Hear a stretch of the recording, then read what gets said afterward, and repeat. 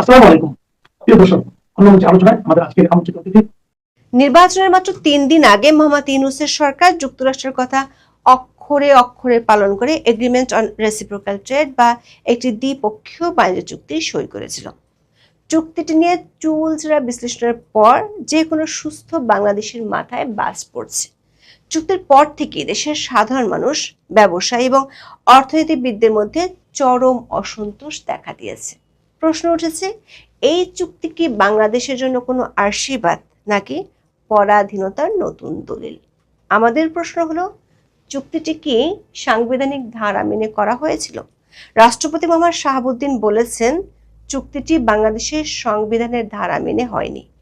যদি সাংবিধানিক ধারা মেনে না হয়, তাহলে যে বিএনপি নির্বাচনের পর থেকে কথায় কথায় সংবিধান রক্ষার দোহাই দিয়ে যাচ্ছে, তারা কেন এই ইউনূসের চাপিয়ে দেয়া সাংবিধানিক বোঝা বয়ে বেড়াচ্ছে?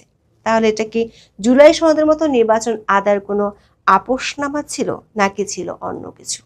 আবার যে জামাত ও এনসিপি কথায় কথায় দেশ বিরোধী চুক্তি ইস্যুতে ঢাকা না দিল্লি স্লোগান দিয়ে মাঠ কাঁপায়, তাদের মধ্যে মার্কিনের চুক্তি নিয়ে শুনশান নীরবতা কেন? সংসদের প্রথম অধিবেশনের 25টি দিনে কেন এই চুক্তি নিয়ে আলোচনার জন্য একটি নোটিশও কেউ আনলো না? এত বড় রাজনীতির পেছনে রহস্য কি? বিস্তারিত জানতে চলুন যাওয়া যাক বিশ্লেষণে।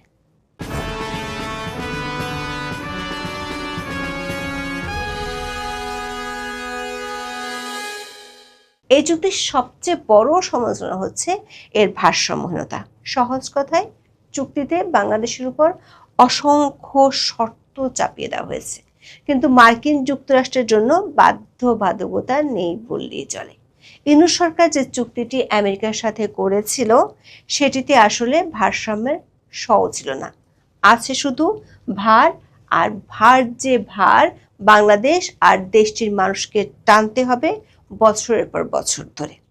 সেন্টার ফর পলিসি ডায়ালগ বা সিপিটির বিশিষ্ট ফেলো ডক্টর মোস্তাফিজুর রহমানের বিশ্লেষণ অনুযায়ী, চুক্তির মূল পাঠ্যে বাংলাদেশ শ্যাল বা বাংলাদেশ অবশ্যই করবে এই শব্দগুচ্ছটি 108 থেকে 135 বার ব্যবহার করা হয়েছে।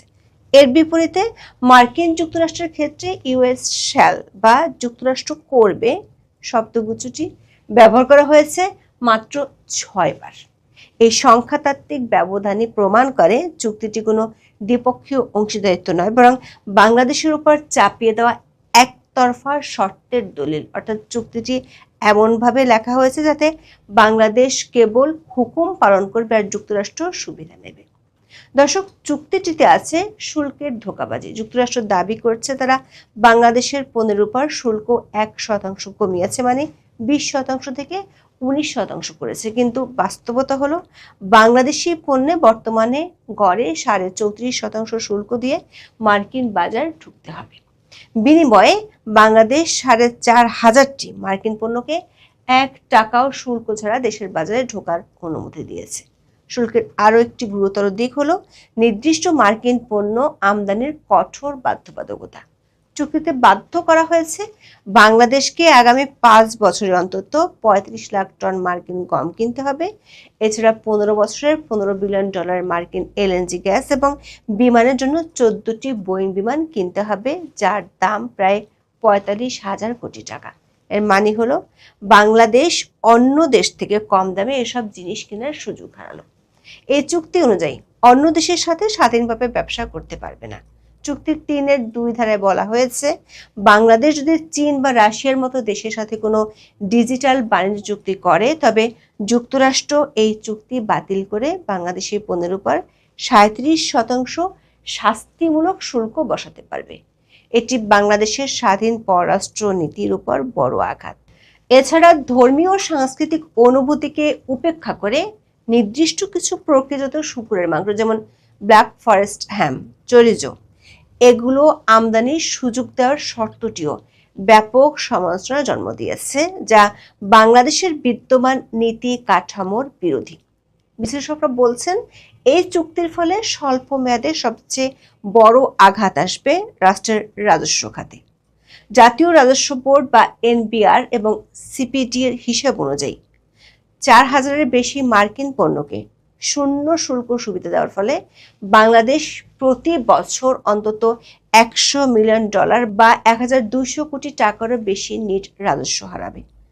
মধ্যমেয়াদে বাংলাদেশের কৃষি, দুগ্ধ ও পোল্ট্রি শিল্প ধ্বংসের মুখে পড়বে। চুক্তিতে মার্কিন ডেইরি, পোল্ট্রি এবং সয়াবিন পণ্যের জন্য যে শুল্কমুক্ত বাজার উন্মুক্ত করা হয়েছে, তার ফলে মার্কিন সরকারের ভর্তুকিপ্রাপ্ত সস্তা কৃষি পণ্য বাংলাদেশের বাজার দখল করবে। ওষুধের বাজারেও এর প্রভাব হবে ভয়াবহ। মার্কিন পেটেন্ট বা মেধাস্বত্ব আইন মেনে চলতে গিয়ে আমাদের দেশের কোম্পানিগুলো আর সস্তায় ওষুধ তৈরি করতে পারবে না। দীর্ঘমেয়াদে এই চুক্তি বাংলাদেশকে এক গভীর ভূ রাজনৈতিক মেরুকরণের মধ্যে বন্দী করে ফেলবে। বিমানের মতো বড় মাপের ক্রয়ের ক্ষেত্রেও সস্তা ও উন্নত বিকল্প যেমন এয়ারবাসকে উপেক্ষা করে শুধুমাত্র মার্কিন বোয়িং কেনার বাধ্যবাধকতা রাষ্ট্রীয় কোষাগারের উপর দীর্ঘমেয়াদী ঋণের বোঝা চাপিয়ে দেবে, যা পদ্মা সেতুর নির্মাণ ব্যয়ের চেয়েও বেশি। এছাড়া রাশিয়ার সাথে পারমাণবিক বিদ্যুৎ কেন্দ্র বা চীনের সাথে প্রযুক্তিতে কাজ করার ক্ষেত্রে যুক্তরাষ্ট্রের অনুমতি নেওয়ার যে পরোক্ষ শর্ত আছে, তা বাংলাদেশকে একটি নির্দিষ্ট বলয়ে বন্দী করে ফেলবে। চুক্তির এসব সমালোচনার কথা আমাদের অনেকেই হয়তো এর মধ্যে জানেন। আজকে আমরা চুক্তিটি নিয়ে যে প্রশ্নটি তুলতে চাই সেটি হলো, এই যে তড়িঘড়ি করে মোহাম্মদ ইউনূস চুক্তিটি করলো, সেটি কি বাংলাদেশের সর্বোচ্চ আইন মানে সংবিধান অনুযায়ী ঠিক আছে কিনা? বাংলাদেশের সংবিধানের 145-এর ক অনুচ্ছেদে আন্তর্জাতিক চুক্তি সম্পাদনের ক্ষেত্রে একটি সুনির্দিষ্ট সংসদীয় প্রক্রিয়ার কথা বলা হয়েছে। এই অনুচ্ছেদ অনুযায়ী বিদেশের সাথে সম্পাদিত সকল চুক্তি রাষ্ট্রপতির নিকট পেশ করতে হবে এবং রাষ্ট্রপতি তার সংসদে পেশ করার ব্যবস্থা করবেন। যদি কোনো চুক্তি জাতীয় নিরাপত্তার সাথে সংশ্লিষ্ট হয়, তবে তা সংসদের গোপন অধিবেশনে পেশ করার বিধান রয়েছে। কিন্তু 9 ফেব্রুয়ারি এই বাণিজ্য চুক্তিটির ক্ষেত্রে দেখা গেছে এক চরম গোপনীয়তা। ইউনূসের আমলে সংসদ ছিল না, সেক্ষেত্রে তার সরকারের পক্ষ থেকে দাবি করতে পারে সংসদ যেহেতু ছিল না, তাই সংসদে পাঠানোর কোনো বালাই নেই। কিন্তু রাষ্ট্রপতিকে জানানোর বাধ্যবাধকতা ছিল। দেখে আসি রাষ্ট্রপতি মোহাম্মদ শাহাবুদ্দিন কি বলছেন এই চুক্তিটি নিয়ে। 2026 সালের 21 ফেব্রুয়ারি শুক্রবার রাতে বঙ্গভবনে কালের কণ্ঠ নির্বাহী সম্পাদক হায়দার আলী এবং বিশেষ প্রতিনিধি জয়নাল আবেদিন রাষ্ট্রপতির একটি সাক্ষাৎকার নিয়েছিলেন। সাক্ষাৎকারে রাষ্ট্রপতি সরাসরি অভিযোগ করেন, অন্তর্বর্তীকালীন সরকার মার্কিন যুক্তরাষ্ট্রের সাথে এই বাণিজ্য চুক্তিটি অত্যন্ত গোপনে সম্পাদন করেছে এবং এই বিষয়ে তাকে মৌখিকভাবে বা লিখিতভাবে কিছুই জানানো হয়নি। রাষ্ট্রপতিকে যখন কালের কণ্ঠ এই বিষয়ে প্রশ্ন করেছিল, তখন তিনি যে উত্তর দিয়েছিলেন সেটি হুবহু এরকম, না কোনো কিছুই আমি জানি না, এরকম রাষ্ট্রীয় একটা চুক্তি অবশ্যই আমাকে জানানো দরকার ছিল। এটা ছোটখাটো হোক আর বড় কিছু হোক, পূর্ববর্তী সরকার প্রধানরা রাষ্ট্রপতিকে জানিয়েছেন। এটি সাংবিধানিক বাধ্যবাধকতা, কিন্তু তিনি তা করেননি। রাষ্ট্রপতি সেই সাক্ষাৎকারে বলেছিলেন, সংবিধান অনুযায়ী যে কোনো রাষ্ট্রীয় চুক্তি রাষ্ট্রপতিকে জানানো একটি আবশ্যিক বিষয়, কিন্তু প্রধান উপদেষ্টা মোহাম্মদ ইউনূস একবারের জন্য তার সাথে দেখা করেননি বা এ বিষয়ে কোনো ব্রিফিং দেননি। দর্শক, রাষ্ট্রপ্রধানের এই স্বীকারোক্তি প্রমাণ করে চুক্তিটি সম্পাদনের ক্ষেত্রে সাংবিধানিক রীতিনীতি চরমভাবে লঙ্ঘিত হয়েছে। এর পরও প্রশ্ন থেকে যায়, সেটি হলো, এত বড় এবং বহু বিতর্কিত একটা চুক্তি নিয়ে কেন জাতীয় সংসদে আজ অবধি আলোচনা হলো না? এই প্রশ্নটা উঠে আসছে কারণ বিএনপি ক্ষমতায় আসার পর থেকে নানা ইস্যুতে সংবিধান রক্ষার দোহাই দিয়ে যাচ্ছে, অথচ সাংবিধানিক বাধ্যবাধকতা অনুযায়ী সংসদের প্রথম অধিবেশনের 25 দিনে এই গুরুত্বপূর্ণ বিষয়টি কেন আলোচনার তালিকায় এলো না, সেটি একটি বড় বিষয়। গত 12ই মার্চ থেকে জাতীয় সংসদের প্রথম অধিবেশন বসেছিল। প্রথম অধিবেশনে মোট বৈঠক দিবস ছিল 25টি, অধ্যাদেশ তোলা হয়েছে 133টি, অধ্যাদেশগুলোর বিপরীতে বিল পাশ হয়েছে 91টি, সব মিলে মোট 94টি বিল পাশ হয়েছে। আইন প্রণয়ন কার্যাবলী ছাড়াও এই অধিবেশনে 5টি স্থায়ী কমিটি গঠন করা হয়েছে এবং 2টি বিশেষ কমিটি গঠিত হয়েছে। কার্যপ্রণালী বিধির 62 বিধিতে 16টি নোটিশ পাওয়া গেছে। এর মধ্যে 2টির উপর আলোচনা হয়েছে। 68 বিধিতে পাওয়া 9টি নোটিশের মধ্যে 1টি নোটিশের উপর সংক্ষিপ্ত আলোচনা হয়েছে। 71 বিধিতে গৃহীত 38টি নোটিশের উপর আলোচনা হয়েছে এবং 71 ক বিধিতে 2 মিনিট করে বক্তব্য দেওয়া হয়েছে 207 বার। 164 বিধিতে 14টি নোটিশের মধ্যে একটি গৃহীত হয়েছে এবং তা বিশেষ অধিকার সম্পর্কিত স্থায়ী কমিটিতে প্রেরিত হয়েছে। 266 বিধিতে 3টি নোটিশ পাওয়া যায়, তার পরিপ্রেক্ষিতে 2টি বিশেষ কমিটি গঠিত হয়েছে। প্রশ্ন হলো, এত নোটিশের মধ্যে সংসদের প্রথম অধিবেশনে উপস্থিত থাকা 297 জন সদস্যের কেউ এখনো বিষয়টি সংসদে আলোচনার জন্য তুলল না। যদিও স্বতন্ত্র সদস্য রুমিন ফারহানা 29 এপ্রিল পয়েন্ট অফ অর্ডারে বিষয়টি উত্থাপন করার চেষ্টা করেছিলেন। তখন স্পিকার হাফিজউদ্দিন আহমেদ 301 বিধি উল্লেখ করে তাকে থামিয়ে দেন। স্পিকারের ব্যাখ্যা অনুযায়ী পয়েন্ট অফ অর্ডার শুধুমাত্র সংসদের চলমান শৃঙ্খলার সাথে সম্পর্কিত হতে পারে। কোনো নতুন প্রশ্ন তোলার জন্য এটি সঠিক ফোরাম নয়। তিনি রুমিন ফারহানাকে সরাসরি বিধি অনুযায়ী নোটিশ দিতে বলেন। রুমিন ফারহানা একটি বেসরকারি গণমাধ্যমকে বলেছেন তিনি 68 ধারায় নোটিশ আনেননি। এই ধারাতে যে শর্ত আছে সেটি তিনি পূরণ করতে পারতেন না বলেই তিনি দাবি করেছেন।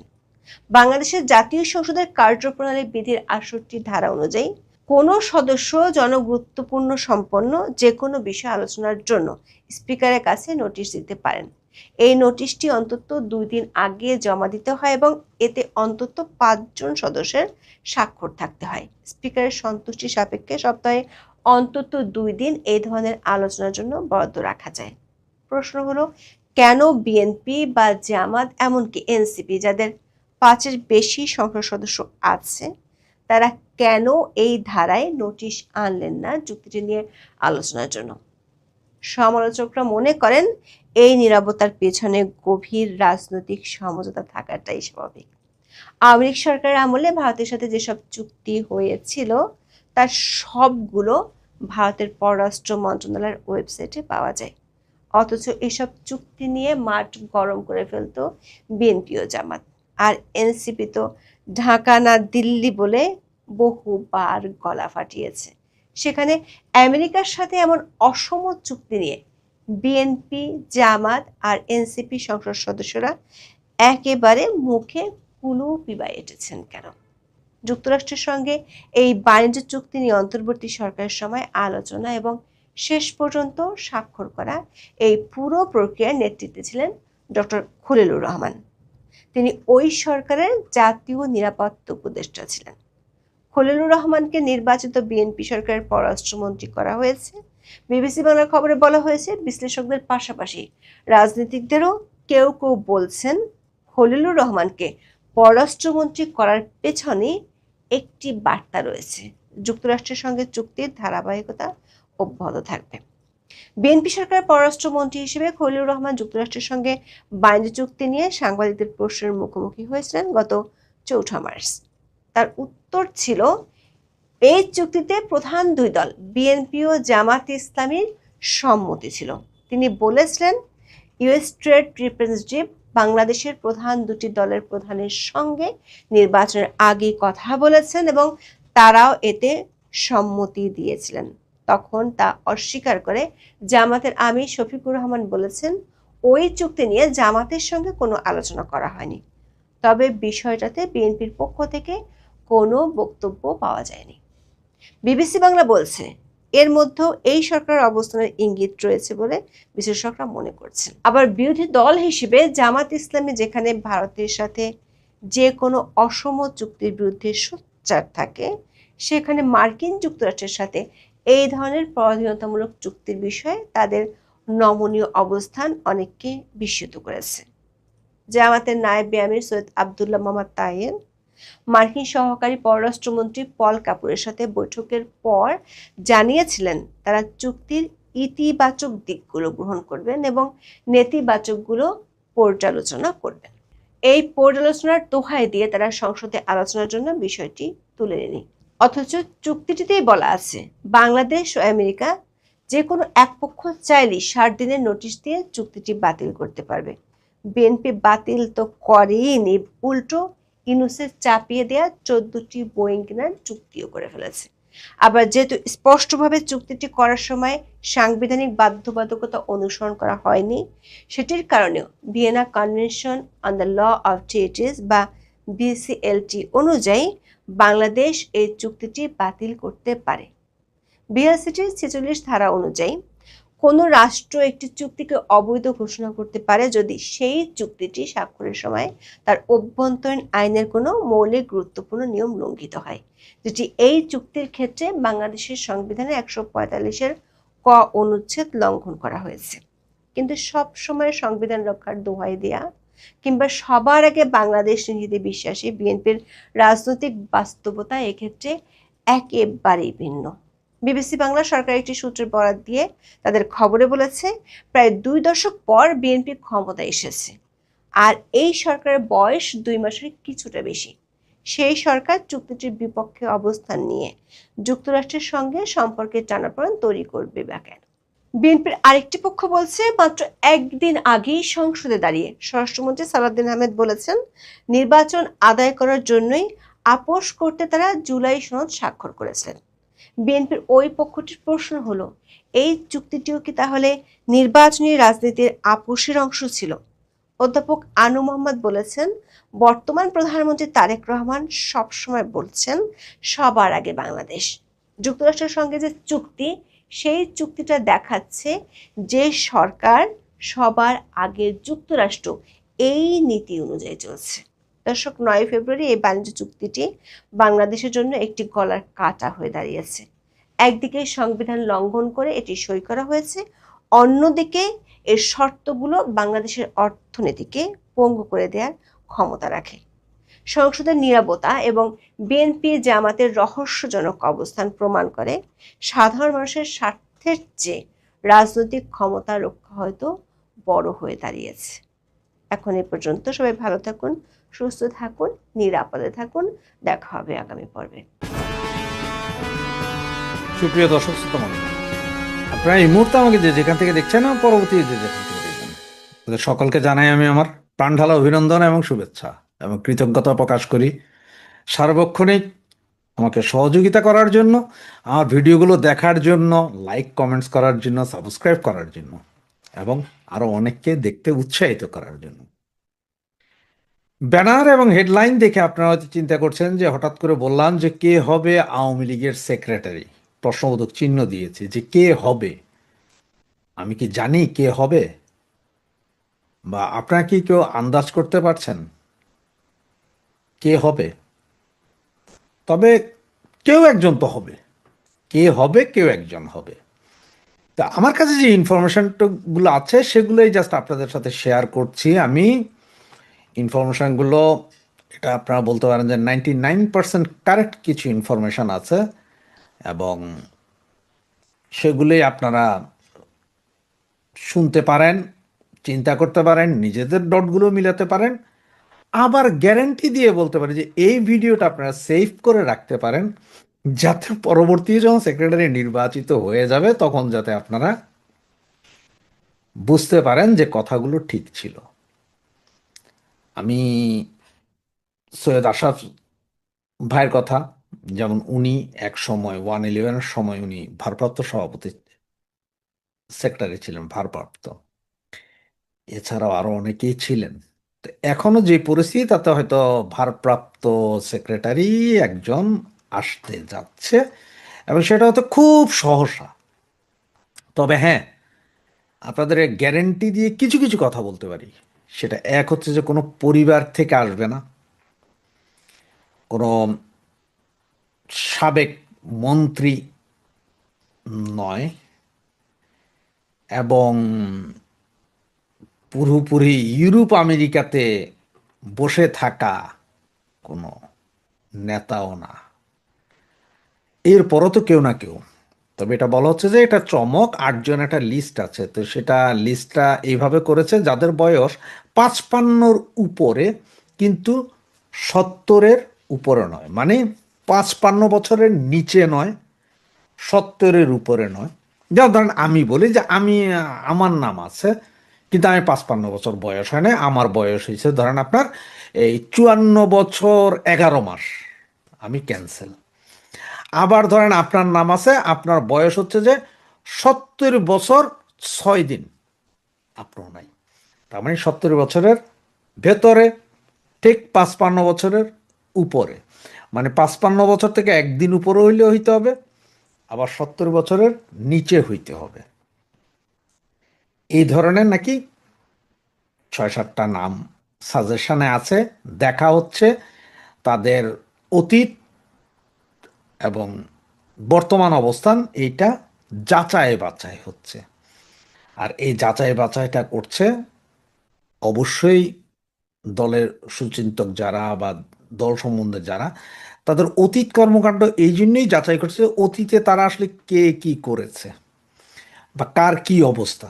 তবে হ্যাঁ, এমন একজনকে নির্ধারণ করার কথা নাকি বলা হচ্ছে, যিনি বা যার কোনো গ্রুপিং নাই, মানে ওনার পক্ষে যে গ্রুপ আছে, ওনার পক্ষে যে একটা প্রপাগান্ডা চালাবে, এরকম কিছু নেই।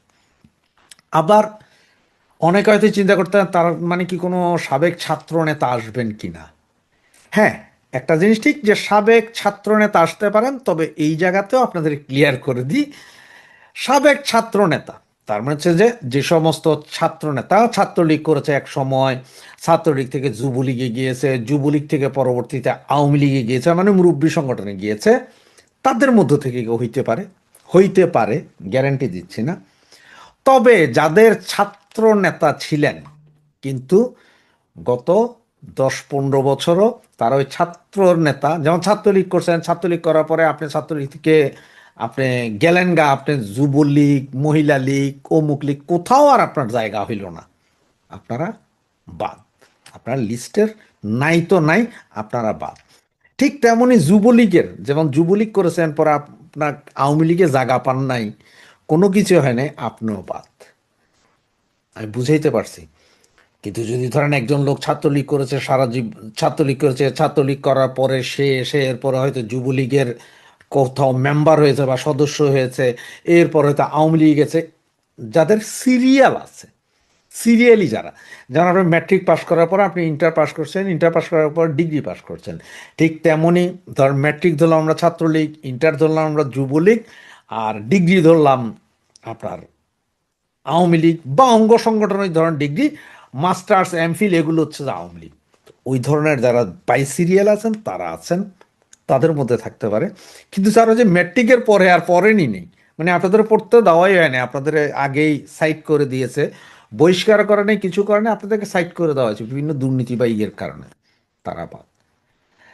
আবার এর ভিতরে দেখা হচ্ছে যারা এই যে গত 15 বছরে কে কিভাবে মালটুস কামিয়েছেন, সেটাও দেখা হচ্ছে।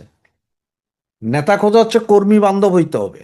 অনেকে বলছেন যে ভাই কর্মী বান্ধব নেতা হইতে হবে, ভাই কর্মী বান্ধব নেতা হইতে হবে না।